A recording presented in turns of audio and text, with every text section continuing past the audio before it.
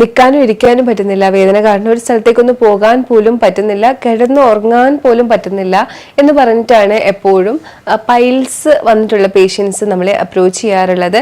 അപ്പോൾ ഈ fistula, fissure, piles എന്നൊക്കെ പറയുന്നത് മലദ്വാരത്തിന്റെ ഭാഗത്ത് ഉണ്ടാകുന്ന ബുദ്ധിമുട്ടുകളാണ്. ഇതന്നെ പുറത്ത് പറയാനും പലർക്കും മടിയുണ്ടാവും. അപ്പോൾ ഇത്തരം പ്രശ്നങ്ങൾ എങ്ങനെയാണ് നമ്മുടെ ക്ലിനിക്കിൽ നമ്മൾ പരിഹരിക്കുന്നത്, എന്തൊക്കെയാണ് ചെയ്യിപ്പിക്കുന്നത് എന്നൊക്കെയാണ് ഇന്നത്തെ വീഡിയോയിലൂടെ നമ്മൾ ഡിസ്കസ് ചെയ്യുന്നത്. ഞാൻ ഡോക്ടർ ആമിന, QNB ഹെൽത്ത് കെയറിലെ മെഡിക്കൽ ഓഫീസറാണ്.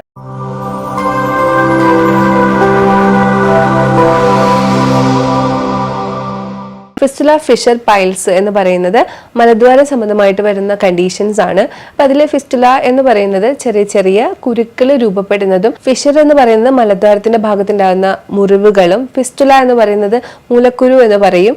അത് അകത്ത് നിന്ന് ഉണ്ടായി വരുന്ന പസ്, ഈ മുറിവുണ്ടായി ഉണ്ടാകുന്ന പസ് കളക്ട് ചെയ്ത് സ്കിന്നിലൂടെ പുറന്തള്ളാനായിട്ട് രൂപപ്പെടുന്ന ഡക്റ്റുകൾ, കുഴലുകളാണ് ഫിസ്റ്റുല എന്ന് പറയുന്നത്. തള്ളി നിൽക്കുന്നതായിട്ട് നിങ്ങൾക്ക് അനുഭവപ്പെടും. അതുപോലെ പൈൽസ് എന്ന് പറയുന്നത് ഈ ഭാഗത്ത് ഉണ്ടാകുന്ന തടിച്ച വെയിനുകളെയാണ് പൈൽസ് എന്ന് പറയുന്നത്. അപ്പൊ ഈ കണ്ടീഷൻസ് എല്ലാം ഒരുപോലെ ഒരുമിച്ചൊക്കെയാണ് അപ്പിയർ ചെയ്യാറുള്ളത്. അല്ലെങ്കിൽ ഫിഷർ വന്നതിന് ശേഷം ഫിസ്റ്റുല ഉണ്ടാകുകയും അതിന്റെ കൂടുതൽ പൈൽസ് ഡെവലപ്പ് ചെയ്യുകയാണ് ചെയ്യുന്നത്. അതുകൊണ്ട് തന്നെയാണ് ഇതിന് വേർതിരിച്ച് ഒന്ന് പറഞ്ഞു തന്നത്. കാര്യം ഇത് ഏതാണ് എന്ന് അറിയാത്ത ആളുകൾ ഒരുപാടുണ്ട്. ഇത് ഏതാണെന്ന് അറിഞ്ഞാലും ഇതിന്റെ റൂട്ട് കോസ് അറിഞ്ഞ് ട്രീറ്റ് ചെയ്യേണ്ട രീതികളൊക്കെ ഒരുവിധം സിമിലർ ആയിട്ടൊക്കെ തന്നെയാണ് വരുന്നത്. അപ്പൊ ഇത്തരത്തിൽ വരുന്ന ഫിഷർ, ഫിസ്റ്റുല, പൈൽസ് ഇതൊക്കെ തുടക്കത്തിൽ എങ്ങനെയാണ് പ്രസന്റ് ചെയ്യുന്നത്?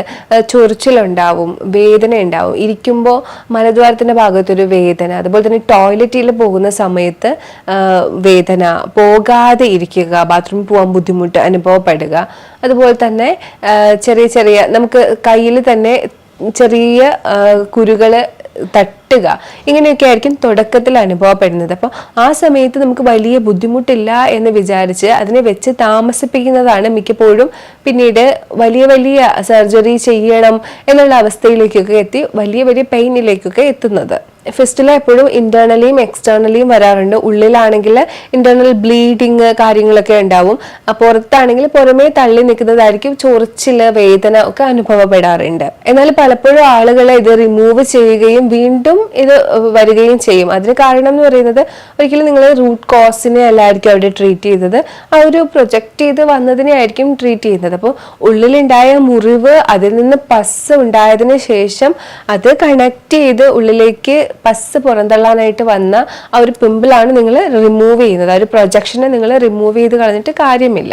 അപ്പോൾ അത് റിമൂവ് ചെയ്ത് കഴിഞ്ഞതിന് ശേഷം വീണ്ടും ഉള്ളിന്ന് ഇത് വേറൊരു വഴി അത് വീണ്ടും ഡ്രൈൻ ചെയ്യാനായിട്ട്, കാരണം ഉള്ളിലൊരു മുറിവുണ്ടാവും, അതിൽ പസ് ഫോം ചെയ്തിട്ട് അത് വീണ്ടും ഒരു ഡക്റ്റ് ഉണ്ടാക്കി അത് പുറന്തള്ളാനായിട്ട് ഒരു പ്രൊജക്ഷനായിട്ട് വീണ്ടും വരും. അപ്പോൾ വീണ്ടും വേദന അനുഭവപ്പെടും, വീണ്ടും പൈൽസ് ആണ് എന്ന് പറഞ്ഞ് പ്രസന്റ് ചെയ്യും. അപ്പോൾ അതുകൊണ്ടാണ് അത് വീണ്ടും വരുന്നതായിട്ട് ആളുകൾ കംപ്ലൈന്റ് ചെയ്യുന്നത്. എന്തൊക്കെ ചെയ്തിട്ടും ഈ പൈൽസിന്റെ പ്രശ്നം മാറുന്നില്ല എന്ന് കംപ്ലൈന്റ് ചെയ്യുന്നത്. അപ്പോൾ നമ്മൾ എപ്പോഴും ഇതിന് റൂട്ട് കോസ് ആണ് ട്രീറ്റ് ചെയ്യേണ്ടത്. കൂടുതലായിട്ടും കോൺസ്റ്റിപ്പേഷൻ വന്നതിന് ശേഷമാണ് ഇത്തരം മലദ്വാരത്തിൽ റിലേറ്റഡ് ആയിട്ടുള്ള പ്രശ്നങ്ങൾ വരുന്നത്. കാരണം ഡിഫിക്കേഷനുള്ള പാത്താണ്, ഇതിലൂടെ പോകുന്നത് ഫീസസ് ആണ് അല്ലേ.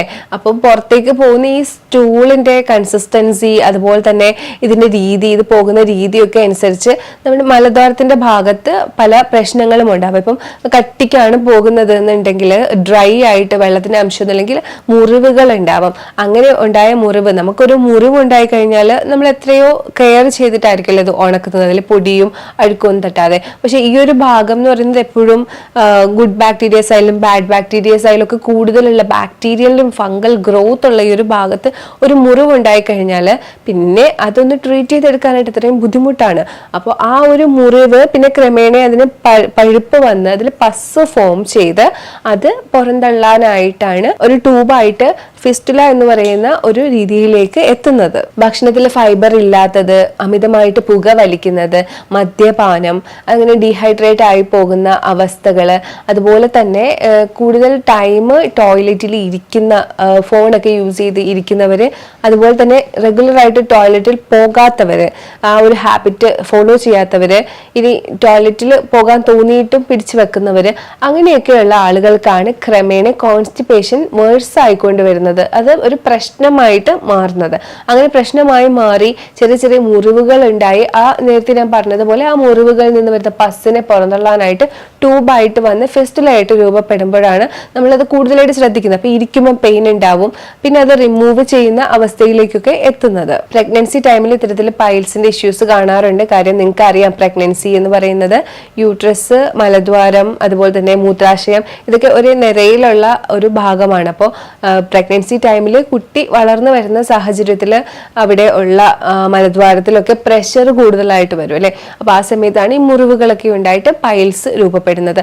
അതുപോലെ തന്നെ ഈ ഒരു നമ്മുടെ ഡിഫിക്കേഷന്റെ സമയത്ത്, ടോയ്ലറ്റിൽ പോകുന്ന സമയത്ത് കൂടുതലായിട്ട് പ്രഷർ കൊടുത്ത് ടോയ്ലറ്റിൽ പോകുന്നത് പൈൽസ് കൂടുതൽ വേഴ്സ് ആവാനും അത് ഉണ്ടാകാനും കാരണമാകാറുണ്ട്. ഭക്ഷണക്രമത്തിൽ junk foods, fried foods, soda, carbonated drinks ഇതൊക്കെ കഴിക്കുന്നത് മൂലം ഈ ഒരു പൈൽസ് രൂപപ്പെടാം. കോൺസ്റ്റിപ്പേഷൻ വന്ന് അത് പതുക്കെ പൈൽസ് ആയിട്ട് മാറാറുണ്ട്. ഇനി സർജറിയിലേക്ക് എപ്പോഴാണ് എത്തുന്നത്? സർജറി ഒരുപാട് വേഴ്സ് ആയിട്ടുള്ള കേസാണ്, ഒന്നും ചെയ്യാൻ പറ്റുന്നില്ല എന്നുണ്ടെങ്കിൽ ഉറപ്പായിട്ട് നമ്മൾ സർജറി തന്നെ ചെയ്യണം. പക്ഷേ സർജറി മാത്രം ചെയ്തിട്ട് കാര്യമില്ല. നിങ്ങൾ കൃത്യമായിട്ടുള്ള ഫുഡ് ഹാബിറ്റ്സ് ഫോളോ ചെയ്യണം. ഫുഡ് നല്ല രീതിയിൽ മാറ്റം വരുത്തി ഇത് സർജറിയുടെ മുറിവ് ഉണങ്ങുന്നതോടുകൂടി അകത്തുള്ള മുറിവ് ഉണങ്ങുന്നുണ്ട് എന്ന് നിങ്ങൾ ഉറപ്പ് വരുത്തണം. അപ്പൊ ഇതിന് ശാശ്വത പരിഹാരമായിട്ട് ചെയ്യാൻ പറ്റുന്നതാണ് നെയ്യ്, ആവണക്കെണ്ണയൊക്കെ വെള്ളത്തിൽ കലർത്തിയിട്ട് കുടിക്കുന്ന ഒരു രീതി.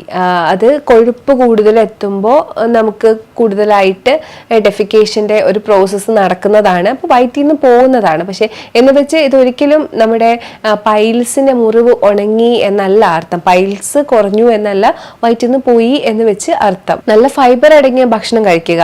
അതിൽ തന്നെ ക്യാരറ്റ്, ബീൻസ്, ബ്രോക്കോളീസ്, നല്ല ഫൈബർ അടങ്ങിയിട്ടുള്ള ഇത് നിങ്ങൾക്ക് സോട്ടഡ് വെജിറ്റബിൾ ആയിട്ടും ബോയിൽഡ് വെജിറ്റബിൾ ആയിട്ടും ഒക്കെ കഴിക്കാം. വേവിച്ച് കഴിക്കുക, നല്ല രീതിയിൽ വേവിച്ചിട്ട് കഴിക്കുന്നതാണ് ഏറ്റവും നല്ലത് ഇത്തരം ആളുകൾക്ക്. പ്രോബയോട്ടിക് എടുക്കുന്നത് എല്ലാത്തിനും നല്ലതാണെന്ന് പറയാറുണ്ട്. അതുപോലെ തന്നെ ഇവിടെയും, കാരണം ഗട്ടിലെ മൂവ്മെന്റ്സ് കൂടുന്നത് എന്തുകൊണ്ടും നല്ലതായിരിക്കും. അപ്പോൾ ഗട്ടിലെ മൂവ്മെന്റ്സ് കൂടാനായിട്ട് പ്രോബയോട്ടിക് ആയിട്ടുള്ള തൈര്, യോഗട്ട് പോലെയുള്ള പുളിപ്പിച്ച വെർഷൻ ആയിട്ടുള്ള ഫെർമെന്റ് ചെയ്തിട്ടുള്ള പിക്കിൾസ്, ക്യാരറ്റ്, ബീട്രൂട്ട് ഒക്കെ വെള്ളത്തിലിട്ട് അടച്ചു വെച്ച് പുളിപ്പിച്ചെടുക്കുന്ന, ഫെർമെന്റ് ചെയ്തെടുക്കുന്ന പ്രോബയോട്ടിക് ഒക്കെ നിങ്ങൾക്ക് ഉപയോഗിക്കാവുന്നതാണ്. ഫാറ്റി ഫുഡ് കൂടുതലായിട്ട് ഉൾപ്പെടുത്തണം. നല്ല ഒരു മൂവ്മെന്റ്സ് ഒക്കെ ഉണ്ടാവാനായിട്ട്, പെരിസ്റ്റാൾട്ടിക് മൂവ്മെന്റ്സ് ഒക്കെ കൂടുതലായിട്ട് വരാനായിട്ട്, അതിനായിട്ട് ഒലിവ് ഓയിൽസും അവക്കാഡോസും നല്ല ബട്ടറും നെയ്യും ഒക്കെ നിങ്ങൾക്ക് ഉപയോഗിക്കാവുന്നതാണ്. വയറ്റിൽ നിന്ന് പോകാനായിട്ട് ഏറ്റവും കൂടുതൽ സഹായിക്കുന്നതാണ് അത്തിപ്പഴം, ഉണക്കമുന്തിരി. അത്തിപ്പഴം, ഉണക്കമുന്തിരിയും ഒക്കെ കുതിർത്ത് വെച്ച് രാവിലെ വെറും വയറ്റിൽ കഴിക്കുകയാണെങ്കിൽ വയറ്റിൽ നിന്ന് നന്നായിട്ട് പോകാനായിട്ട് സഹായിക്കും. ഒമേഗ 3 ഫാറ്റി ആസിഡ് നിങ്ങൾക്ക് എടുക്കാവുന്നതാണ്. നല്ല ഫാറ്റ് കിട്ടാനായിട്ട്. ഒത്തിരി പ്രശ്നങ്ങൾ ഉള്ള അവസരത്തിൽ നിങ്ങൾക്ക് ആന്റിബയോട്ടിക്സ് എടുത്ത് ആ ഒരു വ്രണം, ഇൻഫെക്ഷൻ ഒക്കെ കുറച്ചതിന് ശേഷം വീണ്ടും വരാതിരിക്കാനായിട്ട് ഡയറ്റ് കാര്യങ്ങൾ നിങ്ങൾക്ക് ഫോളോ ചെയ്യാവുന്നതാണ്. നന്നായി വെള്ളം കുടിക്കുക, അതുപോലെ തന്നെ നല്ല ഉറക്കം. അത് ഏതൊരു ഫിസിക്കൽ ആക്ടിവിറ്റിക്കും അത്യാവശ്യമാണ്. അതുപോലെ തന്നെ ഇത്തരം പ്രശ്നങ്ങൾ, ഇൻഫെക്ഷൻ ഒക്കെ ഉണ്ടാകുന്ന സമയത്ത് നല്ല ഉറക്കവും, അതുപോലെ തന്നെ ഹൈഡ്രേറ്റഡ് ആയിട്ടിരിക്കുമ്പോൾ ഏണസിന്റെ ഭാഗത്ത്, മലദ്വാരത്തിന്റെ ഭാഗത്ത് ഹൈഡ്രേഷൻ ഉണ്ടാവും. അപ്പൊ ഡ്രൈനെസ് ഒക്കെ കുറഞ്ഞിരിക്കും. ഡിഫിക്കേഷൻ സമയത്ത് മുറിവുകൾ വീണ്ടും ഉണ്ടാവുകയില്ല. പിന്നെ നിങ്ങൾക്ക് ചെയ്യാൻ കഴിയുന്ന ഒരു ഒറ്റമൂലിയാണ് താറാവിന്റെ മുട്ട. താറാമുട്ട കല്ലുപ്പ് ലയിപ്പിച്ച വെള്ളത്തില് ഒരു ഓവർനൈറ്റ് കുതിർത്ത് വെച്ചതിന് ശേഷം പിറ്റേ ദിവസം രാവിലെ അത് കഴിക്കുന്നത്. അങ്ങനെ 1 മാസത്തോളം നിങ്ങൾ കഴിക്കുകയാണെങ്കിൽ പൈൽസിന്റെ പ്രശ്നം വേരോടുകൂടി പോകുമെന്നാണ് പറയുന്നത്. അപ്പോൾ ഇത് കൂടുതൽ കൂളിംഗ് എഫക്ട് ബോഡിക്ക് കൊടുക്കുകയും അങ്ങനെ പൈൽസിന്റെ പ്രശ്നം കുറച്ചുകൊണ്ട് വരികയും ചെയ്യുന്നതാണ്. അതുപോലെ നിങ്ങൾക്ക് പ്രാക്ടീസ് ചെയ്യാൻ കഴിയുന്ന വേറൊരു ട്രീറ്റ്മെന്റ് ആണ് സിറ്റ്സ് ബാത്ത് എന്ന് പറയുന്നത്. സിറ്റ്സ് ബാത്തിന്റെ ടബുകളൊക്കെ നിങ്ങൾക്ക് ഓൺലൈനിൽ മേടിക്കാനായിട്ട് അവൈലബിൾ ആണ്. 500 rupees നിങ്ങൾക്ക് കിട്ടും. ആ ഒരു സീറ്റ് നിങ്ങൾക്ക് ടോയ്ലറ്റ് സീറ്റിൽ ഉറപ്പിച്ച് വെക്കാൻ പറ്റും. അതിനകത്തേക്ക് നിങ്ങൾക്ക് എപ്സം സോൾട്ട് ഇട്ടതിന് ശേഷം അതിനകത്തേക്ക് ഇരുന്ന് കഴിഞ്ഞാൽ ഈ ഒരു പൈൽസ് ചുരുങ്ങുന്നതായിട്ട് നമ്മൾ കണ്ടുവന്നിട്ടുണ്ട്. അപ്പോൾ ആ ഒരു ട്രീറ്റ്മെന്റ് നിങ്ങൾക്ക് ചെയ്യാവുന്നതാണ്. അതുപോലെ ചെയ്യാൻ കഴിയുന്ന മറ്റൊരു ട്രീറ്റ്മെന്റ് ആണ് ഈ സിറ്റ്സ് ബാത്തിൽ തന്നെ ഹിംഗ്വജാതി ചൂർണം ഇട്ടുകൊണ്ട് നിങ്ങൾക്ക് ഇരിക്കാവുന്നതാണ്. ഇതുപോലുള്ള ഇൻഫെക്ഷൻസ്, ഇൻഫ്ലമേഷൻസ് കുറയാനും ഈ ഒരു ഭാഗം ചുരുങ്ങാനും ഒക്കെ ഈ ഒരു ട്രീറ്റ്മെന്റ് ഹിംഗോജാതി ചൂർണം ഇടുന്നത് സഹായിക്കുന്നുണ്ട്. അപ്പോൾ ഈ ഒരു 2 ട്രീറ്റ്മെന്റ് നിങ്ങൾക്ക് ഏതാണോ പറ്റുന്നത് അത് നിങ്ങൾക്ക് ചെയ്ത് കൊടുക്കാവുന്നതാണ്. ഈ ഒരു പൈൽസിന്റെ അല്ലെങ്കിൽ ഫിസ്റ്റുലയൊക്കെ ചുരുങ്ങാൻ വേണ്ടിയിട്ടാണ് ഇത് ചെയ്യുന്നത്. അതുപോലെ തന്നെ വെരിക്കോസ് വെയിൻ പോലെയുള്ള ഒരു അവസ്ഥയാണ് പൈൽസ് എന്ന് പറയുന്നത്. വെയിൻ ഇങ്ങനെ തടിച്ചു വരുന്ന അവസ്ഥയാണ്. അപ്പോൾ അത് മാറാനായിട്ട് മിക്കപ്പോഴും വെയിൻ ക്ലിയർ ചെയ്യുന്നത് വളരെ ഉപകാരപ്രദമാണ്. അപ്പോൾ അതിനായിട്ടുള്ള ഡിക്കോഷൻസ് സപ്ലിമെന്റ്സ് ഒക്കെ ഇന്ന് അവൈലബിൾ ആണ്. അത് ഉപയോഗിക്കുന്നതിലൂടെയും നമുക്ക് പൈൽസിന്റെ പ്രശ്നങ്ങൾ ഒരു പരിധി വരെ കുറഞ്ഞു കിട്ടുന്നുണ്ട്. അപ്പോൾ ഞാൻ ഈ പറഞ്ഞ ഫുഡിന്റെ ക്രമീകരണങ്ങളായാലും ട്രീറ്റ്മെന്റ് ആയാലും ഒറ്റമൂലി ആയാലും ഒക്കെ ഒരുമിച്ച് നിങ്ങൾ പരീക്ഷിച്ച് നോക്കുകയാണ് എങ്കിൽ നിങ്ങൾക്ക് ഉറപ്പായിട്ടും പൈൽസിന്റെ പ്രശ്നത്തിൽ നിന്ന് നല്ല രീതിയിലുള്ള ശമനം കിട്ടും.